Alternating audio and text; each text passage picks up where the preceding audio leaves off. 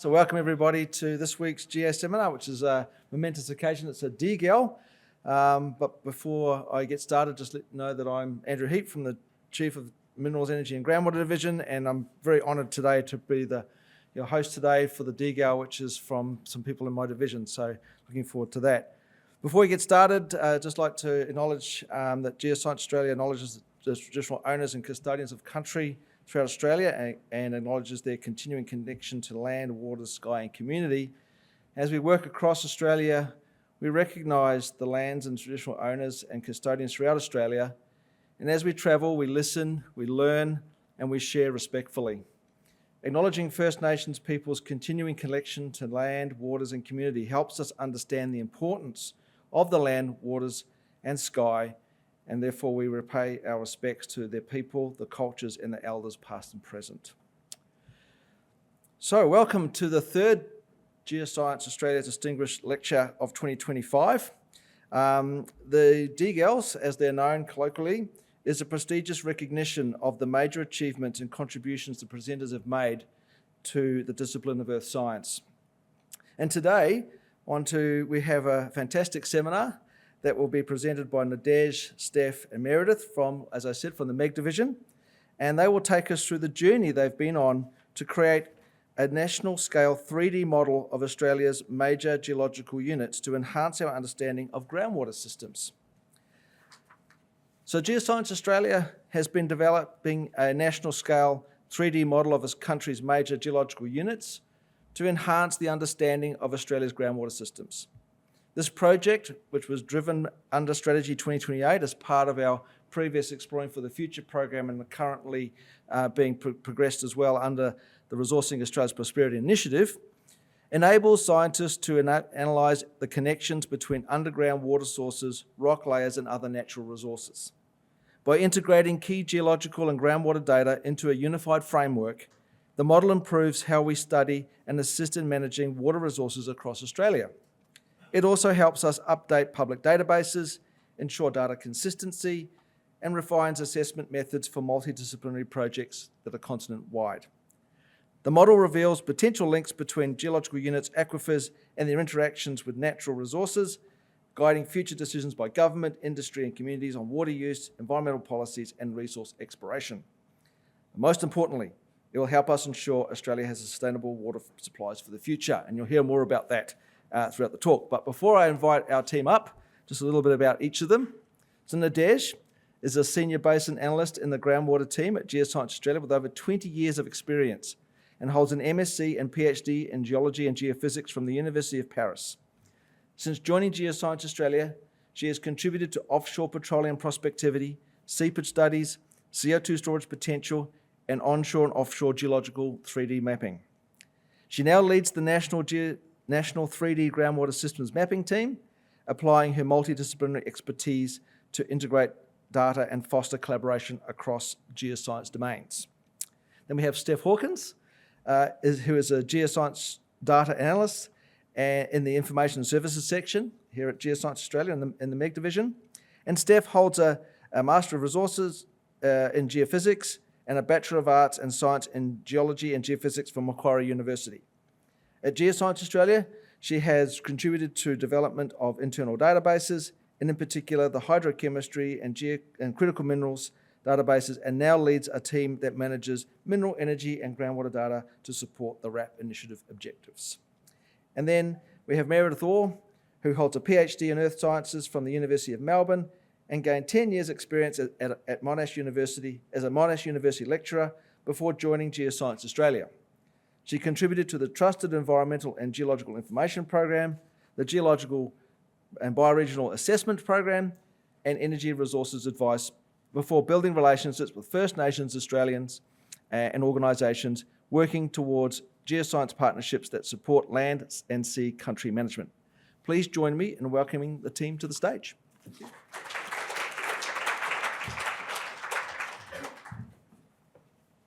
Thank you very much, Andrew, for the introduction and for the opportunity to share with you all how at Geoscience Australia we are building a 3D geological picture of the continent to help better understand groundwater, energy, and mineral systems. So as Andrew said, we've started this work at least 5 years ago with the Exploring for the Future program, and we are continuing now under the Resourcing Australia Prosperity Initiative over the coming years. We respectfully acknowledge the First Nations peoples we have been working with and who have been caring for country for thousands of years. I also want to acknowledge, all the many people who have contributed. Whoops, we've got a technical, it's back. I want to acknowledge all the people who have contributed to this work, all these co-authors. And we will be sharing between Steph, Meredith, and I on behalf of the broader teams across Geoscience Australia and our external collaborators, whose expertise and hard work made all this possible. So we'll be sharing this talk in 3 parts. I will start by explaining how we bring the different pieces together to build a strong foundation, to build this 3D geology and groundwater map of Australia, and how all these different pieces are connected underground like a hidden plumbing system. Next, Steph will talk more about each of the key data sets that we use to build this 3D picture and how they connect. Then, Meredith will talk about how we are working to build partnership with First Nations people. And then I will finish by sharing some future directions. But first, why does this work matter? Well, most of the things that we rely on, such as water, energy, and groundwater, are all connected in this invisible network. What happens below has impact on the surface and vice versa. So to better understand this connection between the surface and the subsurface, we are building some 3D maps and models to help better understand this unified picture so we can integrate different data sets from the satellite images, so from space, land, and underground, and bringing all this multidisciplinary data for different purposes in this common picture. Then we can then better assess potential impact of using one resource over another, especially when land uses compete. And by sharing data and models in consistent standards, we can then, we are able to bring a unified picture to make more informed decisions, either for assessing potential risk or development opportunities or life-sustaining resources for communities and the environment. So in this talk, I will focus on improving our understanding on groundwater systems, but you can see using the same 3D picture, this can also help us better understand other resources and how they connect in this hidden network. So groundwater is a key starting point, especially here in Australia, where we have large dry areas that support drinking water, nature, the economy, and long-term water security. However, it is hard to understand because groundwater is hidden.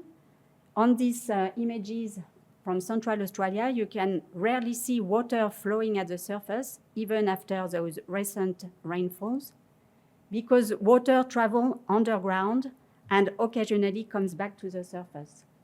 In drought, the water that is stored underground seeps slowly back to the surface, feeding rivers, water holes, or springs and wetlands. So you can see how this groundwater is a prime source of water across 60% of the nation and meets more than 30% of our total water consumption. So it's important for us to look after it, and to do this, we need to better understand how the whole system works. So to do this, we need a 3D representation of this connection between the surface and the subsurface to understand how the water moves through the landscape and underground. And then we can also understand how this water connects with other resources. So by understanding how the water moves from rivers and how the water soaks slowly underground, how it can reach shallower or deeper underground water system. Some of the shallower and smaller systems have groundwater that flow quite quickly into them. However, in deeper and larger systems, the water moves very slowly, where ancient water can be up to 1 or 2 million years old. And some of these systems no longer get fresh water because they are not they don't get recharged at the surface. So we need to use them very carefully. So that's why understanding the whole system is key for managing our water and together with all the other resources, so we can better mitigate a potential impact either from extractive industry or climate change. So to better understand the whole system and what lies below ground, we are using conceptual diagrams that help understand how the water moves through the system, how it goes in from recharge areas, how it travels underground in aquifers that are like natural sponges that hold the water underground below some aquithards that are impermeable layers like plastic sheets that block the water to flow. And in some occasions, the water returns to the surface as discharge points, such as rivers and springs. So understanding this whole system is important because it's a lifeblood to support plants, animals, people, and culture, and where we are all connected from land to sea. So to understand the whole system, the first thing we need to do is to understand how these different layers are deposited underground and how they have been deposited through time in a different geological time frame. So to do this, we use what we call a chronostratigraphic approach, which link geological layers underground with the age of their deposition, and we do this using fossils or other age dating. So we use this approach, for example, to map the architecture of the Great Artesian Basin, which is one of the world's largest groundwater systems and covers a fifth of the Australian continent. So using this chronostratigraphic technique that provides a clearer picture of this large groundwater system, so compared to the previous methods, such as on the left-hand side, using lithostratigraphy that correlate lithological layers underground between wells, it really often misses the full picture and sometimes can lead to miscorrelating the layers underground and overestimating how they connect underground.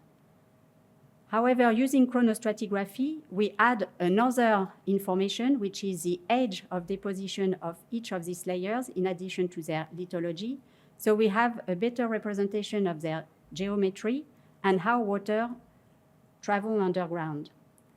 This understanding is very important at small scale, but also at larger scale when to understand how water travels across large systems underground and how it connects to surface features such as springs and other resources such as energy and mineral resources.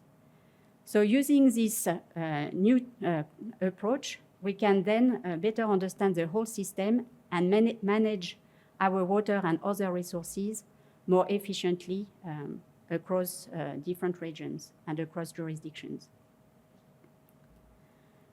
Historically, in Australia, geology and groundwater has been mapped mostly using surface observation, but also borehole information and some regional surveys.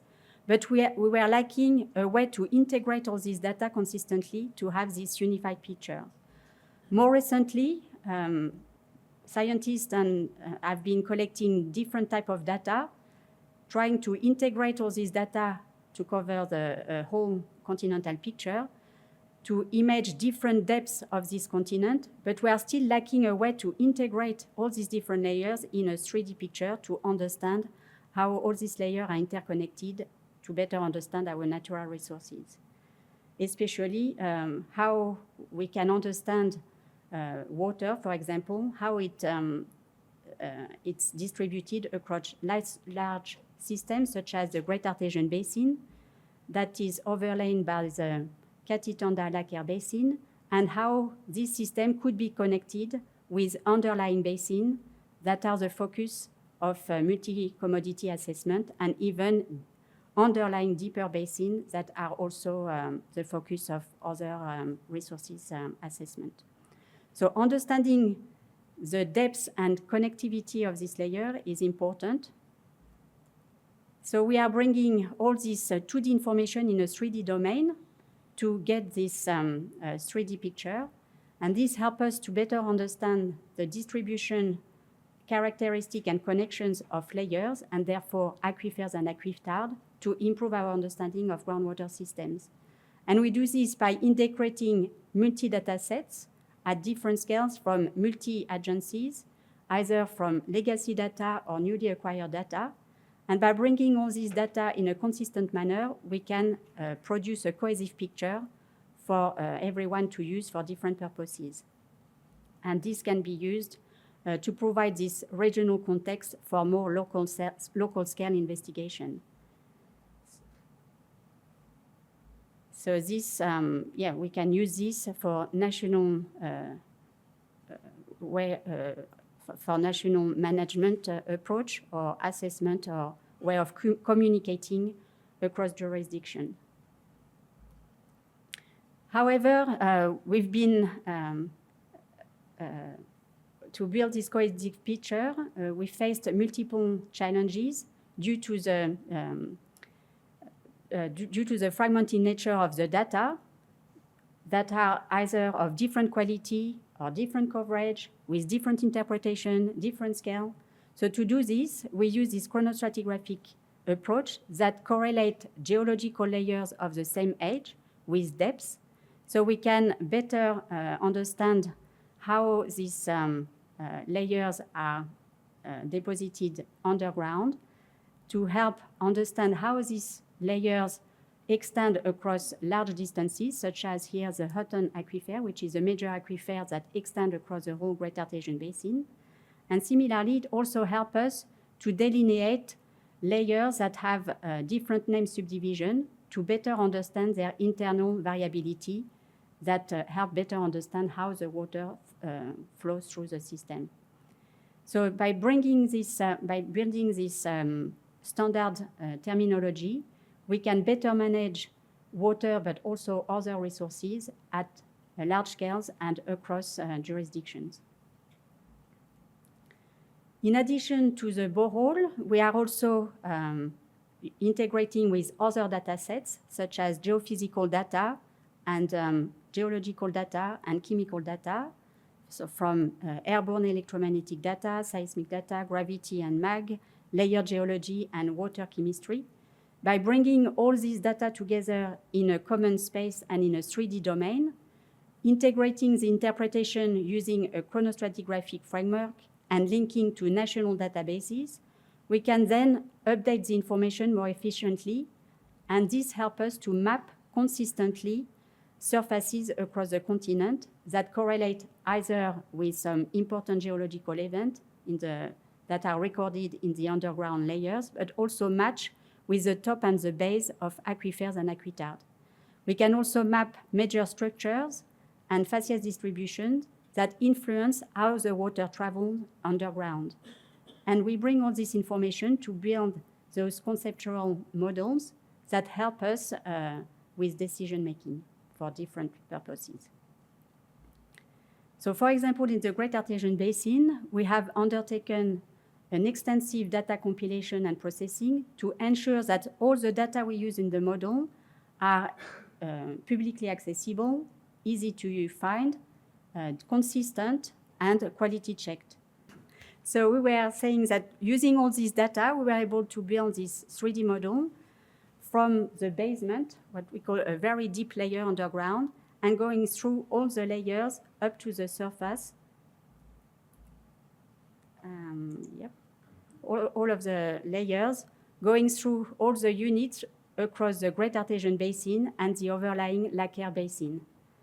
So this model provides a 3D picture of the architecture of the basin and how the aquifer and aquitard are connected, but it also provides a common picture for everyone to use for different purposes and for better communication across large distances and jurisdictions.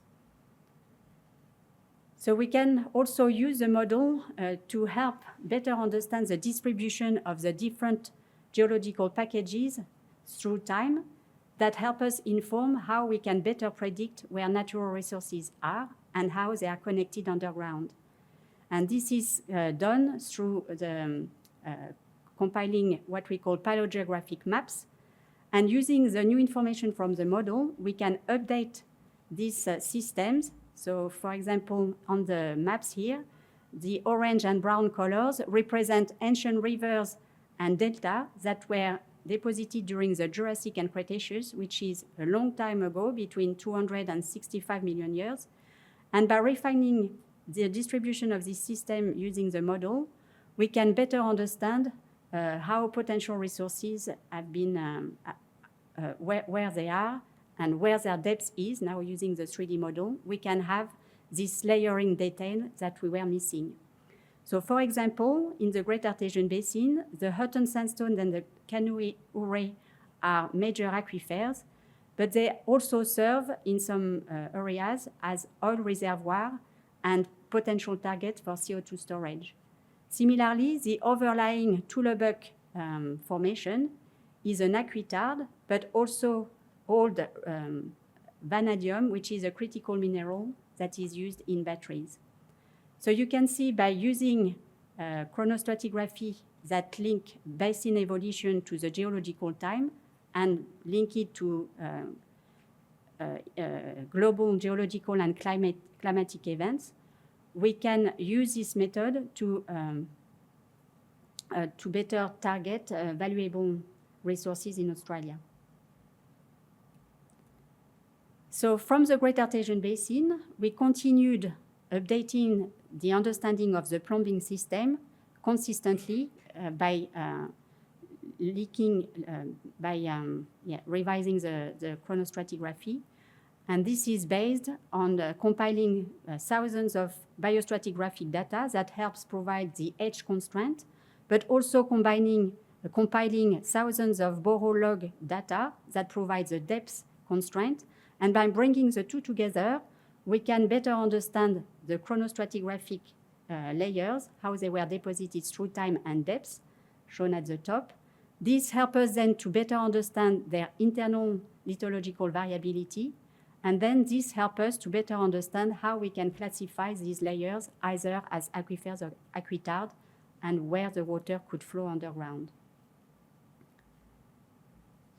So using this methodology and all this data, we then mapped consistently continental layers underground from the surface down to very old layers that are up to 2.5 billion years old. So we started by mapping them, mapping what we call the base of each geological eras that are highlighted in red. And then we interpreted additional layers in between from the surface in the Cenozoic, and then through the Mesozoic, the Paleozoic, and Proterozoic, down to these very old rocks. And this framework really helped us after to release recently a preliminary 3D geological models with 8 layers from the deep layers to the surface, which help us to better understand how these different sediments were deposited through time and correlate with key geological events. So I want to really highlight here that this is only a preliminary starting point towards integrating diverse data. We are still a long way before we can integrate all the available data. That's why we are trying to collaborate as widely as possible to integrate external expertise and data to make this tool more valuable for everyone. So using this model, even though it's at its beginning, we can start using it to predict where those different rock layers are deposited through time. And you can see through this animation, if it works, how the layers have been deposited in different parts of the continent through time. So this helps us to find potential resources, how they are connected, and potentially also look at impact from potential development on the environment. So you can see it's distributed at different times across the whole continent. So this model can also help us to understand how the water moves through the system from the surface to the underground. And you can see on the left-hand side how it can help us understand how the water moves across large distances, such as across the Catitonda Lake Basin, that is one of the world's largest inland drainage systems that inherited its surface features from deep structure at depths, and it's still influencing how the water moves from the surface and underground. You can see that the water is drained along very old rivers that have been following old structure at depths, such as the Fink River in the west and rivers from the Channel country in the north and northeast. And this water is mostly drained and travel underground towards the Catitonda Lake, which is Australia's largest salt lake that often floods and sustain a unique ecosystem, and it's culturally very important. So you can see across this large catchment, for any potential development, it could have a long-distance impact in the region. So understanding the whole system and how it connects underground, as you can see on the right-hand side, it's help us to understand where the water flow through different types of rock of different ages and different chemistry. And by using the model, we can refine the internal variability in lithology that helps better map where the water can travel in shallow or deeper systems. But this model can help to model up to a certain point because underground it's very complex. So we need to add other data, such as water data, that we can collect either at bore location or at spring location, such here. So by bringing all this information together, we can understand the whole system to help us better understand where the water travels underground and how it could potentially impact the environment across large distances. And we continue doing this work under the Resourcing Australia Prosperity Initiative by sampling groundwater at different locations. On these pictures, you can see work that has been undertaken in a recent field work in collaboration with CSIRO, the University of Queensland, and the Queensland government to sample groundwater at bore and spring location in the Great Artesian Basin so we can better understand how this system works. So this project is looking at water chemistry so we can better understand how the spring water, where the spring water come from. And by integrating this information into the 3D space, we can better understand how it's connected and help us to support better management for the springs. So as you can see through all this work, what we do is multidisciplinary geoscience. So we need to integrate different data in common national databases so we can all work together more efficiently. So now I will hand over to my lovely colleague, Steph, who will talk about all these databases and how they connect. Thank you, Steph. Thanks, Nadej. As Nadej has highlighted so far, our data really is our foundational building blocks for our projects, their outputs, and that support our scientists, our policymakers, and the Australian people.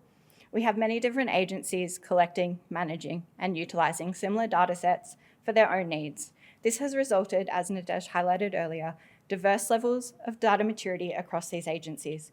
We spend a considerable amount of time throughout projects completing data compilation and standardization work. It is very important for us to then manage this data properly to create national scale data repositories so this work is accessible by the next group or agency that wants to work in a similar area with similar ideas or similar projects. In doing this, we have a responsibility for setting up frameworks for continued success. As anyone who has built with building blocks before, we need to build stable foundations. For us, that is our data, which includes databases and many others, such as the Australian Stratigraphic Units database, our borehole and hydrochemistry database, and many others, so that our interpretive products and platforms that we build on top are sustainable, without gaps, and are constantly uplifted to prevent broken footings from causing collapse. We then need to make sure that we build effective bridges into these databases, our foundations, so that our delivery platforms can access them and prevent isolation like a castle and its moat. A huge part of building these national scale data repositories is that there are a huge range of data types being collected, analysed and used. In this diagram on the right here, we see a handful that are important to the work that Nadej has presented so far. We have our foundational databases, such as our boreholes, provinces, stratigraphic units databases, which are then input into other systems and platforms to enable modelling, machine learning, and data delivery. The most important thing to note about this cycle is it's not a one-way street. It's exactly that, a data life cycle. It needs to be treated as thus. So as we continue to build knowledge and discover data gaps, that feeds back into our data acquisition and compilation efforts. Throughout exploring for the future, and as already evident in resourcing Australia's prosperity, there is a huge demand for cross-discipline and cross-agency collaboration at all parts of this life cycle. It is going to be important for everyone who is able to come on this journey with us as we ensure that everyone benefits from targeted efforts to improve data accessibility and interoperability. Interoperability is important, not only cross-discipline, but also cross-agency, to make sure that the work we produce is consistent at a national scale, repeatable, and sustainable. It is these frameworks that will ensure us long-term success. I'll now dive into a few of the specific databases I mentioned earlier. The Australian Stratigraphic Units database is a foundational database for Australian geoscience, which aims to provide the national standard for geological names. The Australian Stratigraphic Units database can be thought of like that green square base plate that everything is built on top of. It keeps a record of every iteration of a stratigraphic unit through time, allowing us to track its history and currency. It is an aspatial data set that provides important attributes, including name, primary lithologies, and age, and many other attributes. Other key data sets, such as the layered geology, which we can see there on the left, feed into and combine with the Stratigraphic Units database to ensure that all our products are consistent and standardised at a continental scale. This database is also used in products generated by other agencies, such as the National Aquifer Framework, which we'll come to shortly. It is a great example of where interoperability between databases allows us to consistently grow our understanding of the geological world around us through sample and stratigraphy relationships. Building on from the Australian Stratigraphic Units database, borehole information is another key building block that adds to our foundations. Each state and territory jurisdiction holds their own database, and as such, our borehole database here at Geoscience Australia is a copy of this data where we hold additional sample information. The data we store includes XYZ locations, drilling dates, depths, and many other things, including names and IDs given to the boreholes by various organisations. These boreholes are then related to the samples that we have, things like their stratigraphy and analyses such as geochemistry. Through compilations such as the Australian Borehole Stratigraphic Units compilation, which Nadej mentioned earlier, we are seeing rapid expansion in the data stored within this database. The compilation compiles and updates spatial and temporal understanding. So this is ABSUC on the right now. So the compilation compiles and updates spatial and temporal understanding of over 170,000 borehole, stratigraphic, minerals, and groundwater boreholes, and feeds into national database updates, such as our other stratigraphy databases and estimates of geological and geophysical surfaces. This iterative process relies on feedback and collaboration with states and territories, government, Commonwealth agencies, and industry and academics to get the most up-to-date information. It will allow us to continue to develop links to aquifer attribution with the National Aquifer Framework and support delivery of the National Groundwater Strategic Framework. Our hydrochemistry database is another database that's incredibly important to Nadej's work. At Geoscience Australia, it currently only stores information that has been acquired by GA or our predecessor organisations, but still feeds into our interpretive products. We have nearly 200,000 analyses in this database, which need to be attributed to stratigraphy and hydrogeological units as we continue to work on the database. We capture over 200 different analytes, so we've got temperature, electrical conductivity, and then we move on to EGS, or the estimates of geological and geophysical surfaces, which builds on top of boreholes and stratigraphic information and provides a foundation to build 3D models. EGS stores consistent depth information with standardized metadata and to enable interoperable exchange of knowledge. EGS takes information from borehole stratigraphy, depth to magnetic surfaces, and in future other geophysical methods. The image on the right here shows the variety of different data types that EGS currently contains. Next, we move on to the National Aquifer Framework. This is a product developed by the Bureau of Meteorology, and it links our geological units in the stratigraphic units database to their hydrogeological units, and then groups them into hydrogeological complexes, which can be linked back to our National Hydrogeological Province inventories and our geological provinces database. By compiling and integrating various data sets, including from borehole stratigraphy, airborne electromagnetic, seismic, and extracts from legacy studies, we fill gaps and reduce uncertainty in the models that we produce. Each data set comes with its own inherent level of confidence, so this allows us to decode where we need to acquire more information due to low confidence or a general lack of data. We start by compiling data in data-rich areas, and then we'll progressively infill areas where we have less data. These compilations, such as the Australian Borehole Stratigraphic Units compilation, underpin the population of national databases such as EGS and ASUD. In parallel, we use new tools at a regional scale, such as machine learning or Loop 3D, to refine interpolations between data points. These tools need to be standardized, up to date, and access open source databases that are still being populated so we can ensure that they are sustainable. Now, the important thing, how do we get all this data? Because at GA, we make as much of our data open access as possible. So to get that data, we have ECAT, or our Data and Publication Search, where you can access all our open access records, including reports and data sets.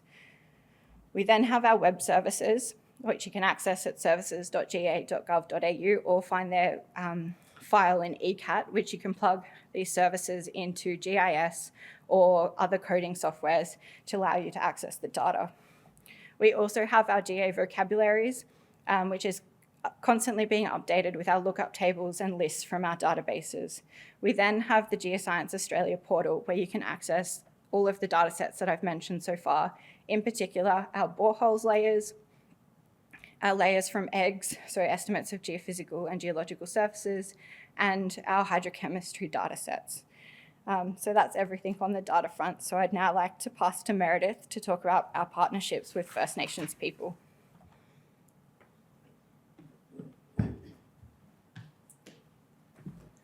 Great, thanks very much, Steph. As we've just seen, the national scale data released so far can be accessed through web services and platforms, such as Geoscience Australia's portal. As these national scale data sets continue to be built, we can also develop our understanding of the value of the data for Australian interests more broadly, and of the data priorities for people in regions where the data are compiled. First Nations peoples, for instance, have recognised rights and interests in land for over more than half the continent. Australian First Nations people have a deep history of holistic approaches to managing land and water in ways that support the health of country and the well-being of people on country. Many First Nations corporations and land councils have land and water management enterprises and range of programs to support traditional custodians in their objectives for country. Since October 2022, we've been building relationships to learn about how geoscience knowledge and data can support First Nations people in managing country. At this point, I'd like to acknowledge the traditional custodians of the lands on which we've visited and thank the people we've been working with for helping us to understand their objectives. It's their continuing connection to land, water, sky and community that helps us, as geoscientists in the public service, to understand our shared role in helping the broader Australian community come to know about the ground beneath us in ways that can support all in doing their part to effectively manage land, water, resources and environment. So very broadly, what have we learnt? We've come to learn that soil and water are central to land management considerations. The potential applications of time series Earth observation imagery were also realised during the process of relationship building. On this slide, I'll draw your attention to the theme of groundwater and the priorities of baseline aquifer data and building knowledge of groundwater and surface water relationships. We learned that these interests relate to health assessments and monitoring of springs, the quality of surface and subsurface water, and the relationships to biodiversity. We've learnt about First Nations cultural responsibilities to care for water and ecosystems, including surface water, springs and aquifers, to maintain healthy landscapes. We were told that consistent baseline data is required to manage change and further to inform decisions with resource developers and proponents. I'll take you back to what we've learnt about the 3D geological framework so far.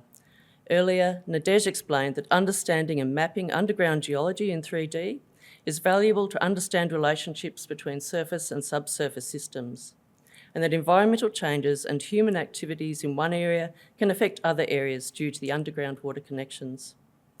The background to the slide here is a continent-wide view of the surface water bodies that are observed to be dependent on groundwater for at least some of the time during the year. From a geoscience data point of view, mapping the connections of these surface water bodies to subsurface aquifers could support managing change. For instance, in the Great Artesian Basin, there are many aquifers that at different depths that could be connected to surface systems. Shown here are the geological intervals that are significant for the different aquifers, and these intervals come from the 3D geological framework. The maps shown here have been displayed from the deepest to the shallowest intervals. And as we view each map, you can see the time series of the Great Artesian Basin being gradually filled through geological time.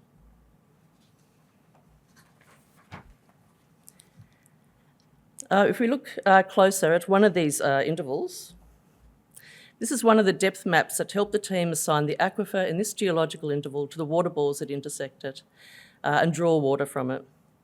This process of assigning the aquifers to bores uses a 3D framework and is currently being undertaken at Geoscience Australia.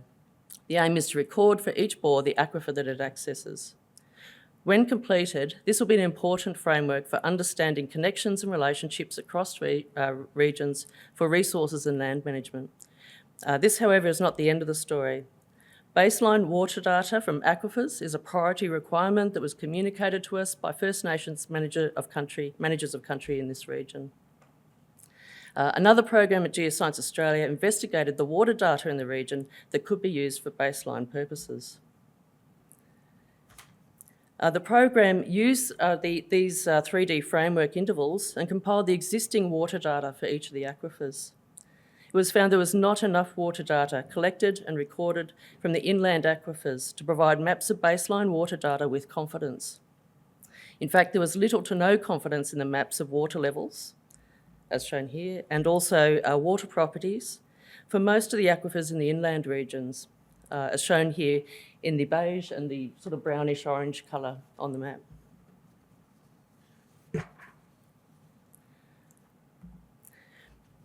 This region is part of a nationally significant water system, the Lake Eyre Basin, which covers 1/6 of the continent.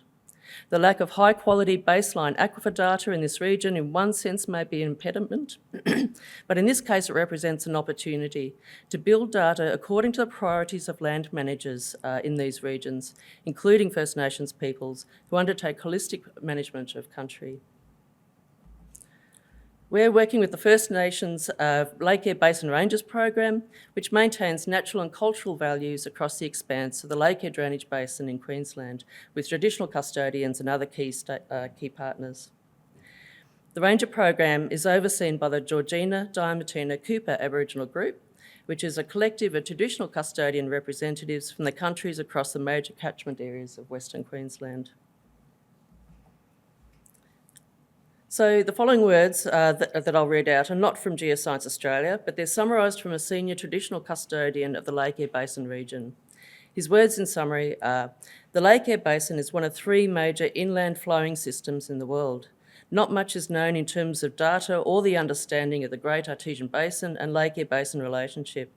How are we to get our teams looking as a whole, soils, basin relationships, aquifers and good quality data, led by traditional owners and using other data like satellite data?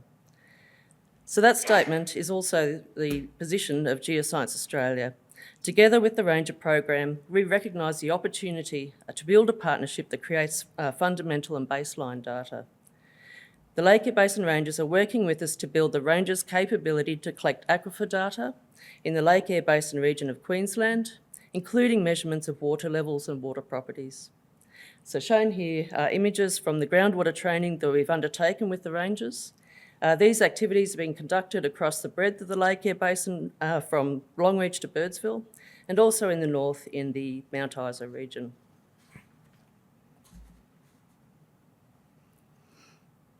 So as the Rangers build their capability to record groundwater levels and water properties, they are welcome to build data in 3 ways. They can build data in their own database for use by traditional custodians. They can share data with Geoscience Australia and the state government to ensure transparency in the Lake Eyre Basin water data, or they can provide a service to Geoscience Australia in data collection to help meet shared goals. For the public service, it is an opportunity to share decision-making in programs that are delivered in their own country. Traditional custodians of the Lake Eyre Basin region can guide the Rangers in the priorities for building water data from aquifers. In the process, Geoscience Australia learns how we can evolve from transactional ways of working with First Nations peoples towards relational ways of working as we build partnerships in geoscientific data and knowledge. And the 3D framework provides a solid foundation for the partnerships to build fundamental data sets. So I'll now hand back to Nadej for the forward-looking view of the 3D geological framework development. Thank you, Meredith. So, as you've seen, now looking ahead, we are trying to build a shared 3D view of land, water, and resources to support more responsible resource development and also looking at potential impact on the environment. So what we are doing, we are setting ourselves up to facilitate data and people integration through open access, and then also looking at using more modern technologies. So we will be looking at continuing refining the model by adding more data to better characterize the rock properties in each layer, so we can better understand the various different resources and how they connect together. And by adding also additional water data, we can bring all this information in this common 3D framework to understand the whole system and how it's connected. So we will continue doing all this by collaborating with others across science, government, and communities to aim for this common understanding so we can make a more informed decision for the future. And we will also do this by making the data and tools more accessible and useful for everyone for different purposes. So this leads me to the conclusion that this is really the sunrise, just the beginning of building this 3D picture of the continent by engaging more broadly and making the data more accessible and reliable, so we can really better understand the system and work together to understand each other's relationship and dependencies. So we will continue encouraging collaboration and feedback to improve and grow the model for everyone. And these models are really critical with reliable data, so we can better develop responsibly and manage those precious resources in the future. So first, I would like also to, before finishing, to thank all the people that have provided input and feedback, Without you, we couldn't be where we are now. And we will be looking forward to continue broader relationships, including with First Nations partners. And yeah, thank you, everyone. I hope we have time for questions, and thank you for my beautiful colleagues.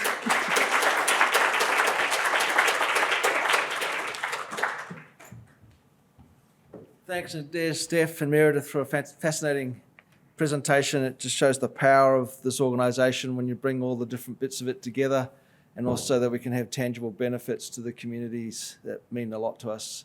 And obviously our data means a lot to them too. So thank you for that. And great science as well.